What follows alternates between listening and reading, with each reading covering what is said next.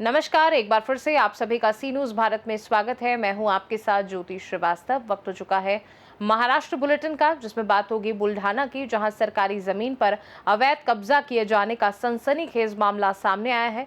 आगे बात करेंगे नासिक की, जहां पुलिस ने कार्यवाही करते हुए 11 चोरी की मोटरसाइकिलें बरामद की। ऐसी तमाम खबरों पर आइए विस्तार से डालते हैं नजर। देश भर में चर्चाओं का विषय बने नीट परीक्षा पेपर लीक मामले को लेकर अकोला में श्री राजपूत करनी सेना द्वारा जोरदार निषेध आंदोलन किया गया।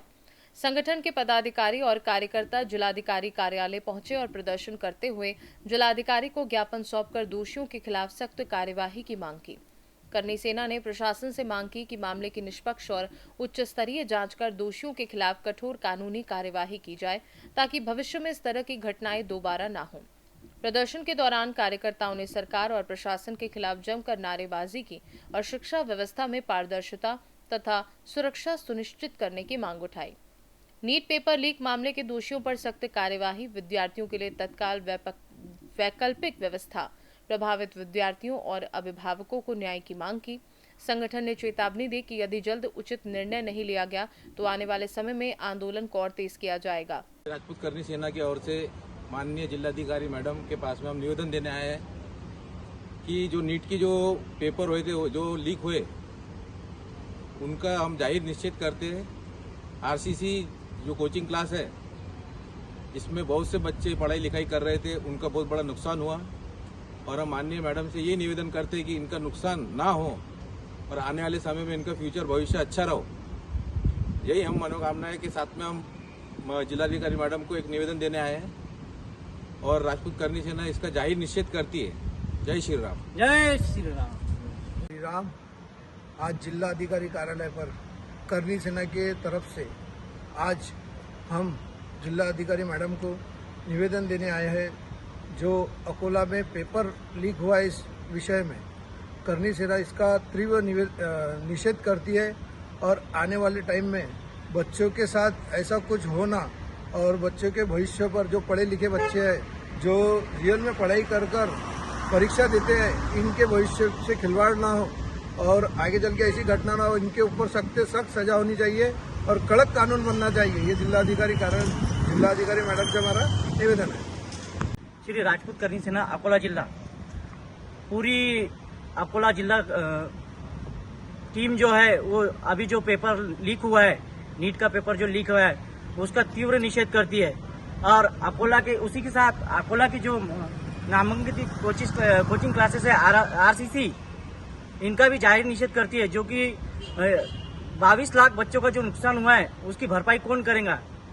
इसी के साथ उन पे तीव्र कार्रवाई की जाए, कड़क कार्रवाई की जाए और आगे से ऐसी घटना दोबारा ना हो, इसका हम निवेदन माननीय मैडम को देना चाहते हैं और पूरी राजपूत करनी सेना इस घटना का तीव्र निषेध करती है। जय श्री राम। अकोला से सी न्यूज संवाददाता प्रवीण बाहुरवाग की रिपोर्ट। बुल्ढाना जिले के नांदुरा तालुका के बरफगांव में सरकारी जमीन पर अवैध कब्जा और ग्राम सेवक की मिलीभगत से फर्जी विलेज मॉडल 8A तैयार किए जाने का सनसनीखेज मामला सामने आया है। मामले में सरकारी जमीन से कब्जा हटाने और दोषियों के खिलाफ कार्यवाही की मांग को लेकर गांव निवासी वासुदेव दांदले ने नांदुरा तहसीलदार को लिखित शिकायत दी थी।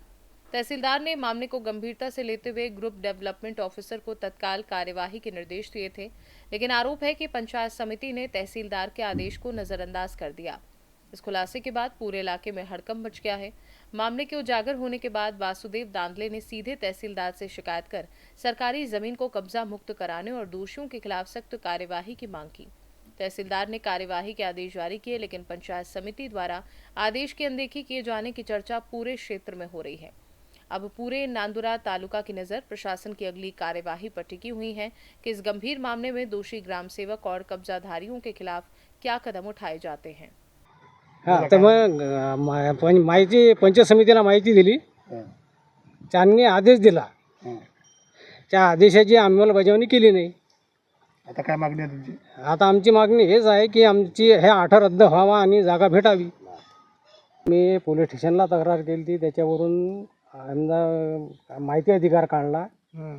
माहिती अधिकार काढल्यानंतर तहसीलने दिला, तहसीलनं आदेश दिला आणि यांनी अजून तहसीलची कारवाई काही केली नाही। बुल्ढाना से सीनू संवाददाता सीमा संदीप साबजी की रिपोर्ट। महाराष्ट्र के नासिक ग्रामीण पुलिस की स्थानीय अपराध शाखा को बड़ी सफलता हाथ लगी है। मालेगांव शहर और आसपास के इलाकों में लगातार बढ़ रही बाइक चोरी की घटनाओं के बीच पुलिस ने कार्यवाही करते हुए 11 चोरी की मोटरसाइकिलें बरामद की हैं। मामले में एक विधि संघर्षित बालक को हिरासत में लिया गया है, जबकि एक आरोपी अब भी फरार बताया जा रहा है। पुलिस जांच में सामने आया कि दोनों आरोपियों ने मालेगांव शहर और ग्रामीण क्षेत्रों से कुल 11 मोटरसाइकिलें चोरी की थी। चोरी की गाड़ियों को शोएब अंसारी उर्फ पापिया चोरवा नामक व्यक्ति को बेचने के लिए दिया जाता था। पुलिस ने शोएब अंसारी को भी हिरासत में लेकर उसके कब्जे से 11 चोरी की मोटरसाइकिलें बरामद की हैं, जिनकी कुल कीमत करीब 7,60,000 रुपये आकी गई है। मालेगांव में लगातार बढ़ रही बाइक चोरी की घटनाओं के बीच नासिक ग्रामीण पुलिस की इस कार्यवाही को बड़ी कामयाबी माना जा रहा है। फिलहाल पुलिस फरार आरोपी शहजाद गुजी की तलाश में जुटी है। नासिक से सीनू संवाददाता संजय जादव की रिपोर्ट। महाराष्ट्र में कथित फर्जी जन्म प्रमाण पत्र घोटाले को लेकर राजनीतिक हलचल तेज हो गई है।